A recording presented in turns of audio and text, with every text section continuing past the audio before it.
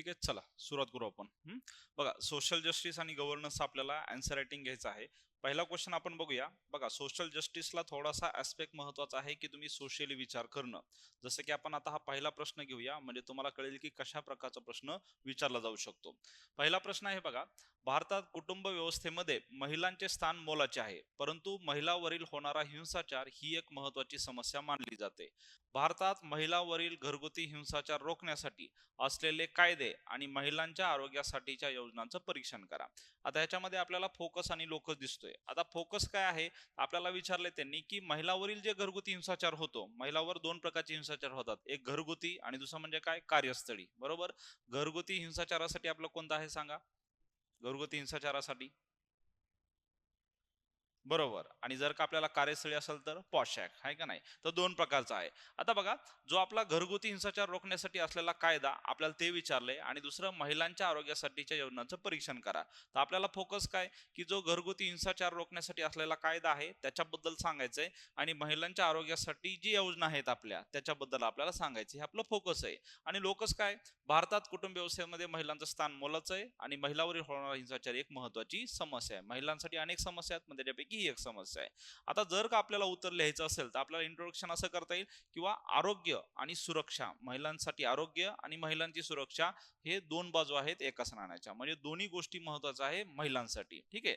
नंतर आपण मुख्य भागामध्ये आपण लिहू शकतो की घरगुती हिंसाचार कायदा जो आहे आपला 2005 चा तो आहे. त्याच्यानंतर पॉश ऍक्ट आहे, कार्यस्थळी म्हणून आपण त्याला. ठीक आहे. हे घरगुतीसाठी आहे, हे कार्यस्थळीसाठी आहे. त्याच्यानंतर वन स्टॉप सेंटर साठी पण आहे का नाही, की ज्यांच्यावर अत्याचार वगैरे झालाय तर त्यांना, हिंसाचारग्रस्त महिलांना आपण एकाच ठिकाणी सगळ्या प्रकारची मदत करतो. काउन्सिलिंग करणं, वैद्यकीय मदत पुरवणं, सगळ्या गोष्टी आपण इथं प्रोव्हाइड करतो. आणि आरोग्यविषयक योजना, आता हे झालं हिंसाचारासाठी. बरोबर. दुसरा पॉईंट काय आपला, आरोग्यविषयक योजना. मग पहिला आपण प्रधानमंत्री मातृवंदना योजना आहे ती लिहू शकतो. त्याच्यानंतर पीएम उज्ज्वला योजना आहे का नाही, ज्याच्यामध्ये आपण एलपीजी कनेक्शन देतो ते आहे. त्याच्यानंतर मातृत्व लाभ कायदा, अगोदर 12 आठवड्यांचा होता, आता मात्र किती आहे, 26 आठवड्यांची आपण सुट्टी देतो. ठीक आहे. अशा प्रकारे ह्या 2-3 योजना आपण ह्याच्यामध्ये लिहू शकतो. आणि निष्कर्ष, हिंसाचाराविरुद्ध कडक कायदे आणि आरोग्यासाठी आर्थिक तरतूद यामुळेच महिलांचं सक्षमीकरण शक्य आहे. अशा प्रकारे आपल्याला उत्तर लिहायचे, दोन भाग करायचे. पहिल्या भागामध्ये लिहायचंय हिंसाचारासाठी कोणते कायदे, आणि दुसऱ्या भागामध्ये काय लिहायचं, आरोग्यासाठी कोणत्या योजना दिलेल्या आहेत. समजलंय का. चालतंय, सुरू करा. आता लक्षात घ्या, प्रश्न काय विचारलाय तो जरा समजणं खूप महत्वाचं आहे. कधी कधी काय वाटतं की आपल्याकडे जे नॉलेज आहे आपण ते देण्याचा प्रयत्न करतो. आता प्रश्नामध्ये काय विचारलंय, की महिलांसाठी ऐका नाही, फक्त घरगुती हिंसाचार रोखण्यासाठी कायदा विचारलाय, आणि दुसरं त्यांनी विचारलंय महिलांच्या आरोग्यासाठीची योजना. आता आपल्याला असं वाटतं की महिलांसाठी सगळ्या योजना लिहायच्यात का, नाही, बिलकुल नाही. त्यांनी काय सांगितलं आपल्याला, फक्त की महिलांसाठी आरोग्यासाठीच्या योजना ज्या आहेत का नाही त्या आपल्याला लिहायच्यात. मग बाकीच्या योजना आपण ह्याच्यामध्ये लिहिल्यात का, नाही. तर महिलांसाठी तर बाकीच्या पण स्कीम आपण घेतल्या होत्या. मग ह्याच्यामध्ये आपल्याला त्या स्कीम लिहायच्यात की ज्या आपल्याला आरोग्यासाठी महत्वाच्या आहेत. जसं की आपण बघितलं होतं, प्रधानमंत्री मातृवंदना योजना कशासाठी आहे, आरोग्यासाठी आहे. दुसरं पण पीएम उज्ज्वला योजना, भले ते गॅस कनेक्शन आहे तरी सुद्धा हेल्थ साठी ते महत्वाचं आहे. बरोबर. आणि मातृत्व लाभ कायदा हा पण काय, मॅटर्निटी जी लिव्ह आहे त्यासाठी आहे.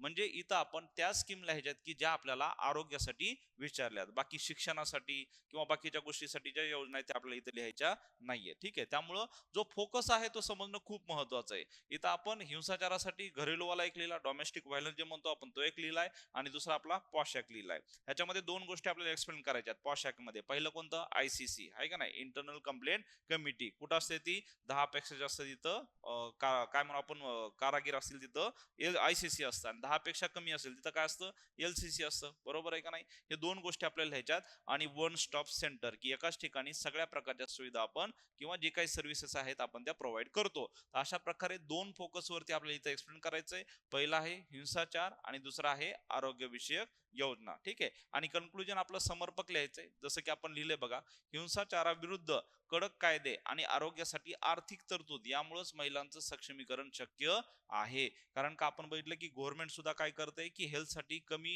जीडीपी मधला शेअर प्रोव्हाइड करतंय. त्यामुळे आपण इथं लिहायचं की याच्यामध्ये आर्थिक तरतुदी सुद्धा आपण वाढवल्या पाहिजे. ठीक आहे. अशा प्रकारे आपण इथं कन्क्लुजन करू शकतो की ह्या दोन्ही गोष्टी, म्हणजे संरक्षण आणि त्यासोबतच काय म्हणू आपण त्याला, आरोग्य, हे दोन्ही गोष्टी महिलांसाठी महत्वाचं आहे. ठीक आहे. समजलाय का हा प्रश्न सगळ्यांना. ठीक आहे, चालेल.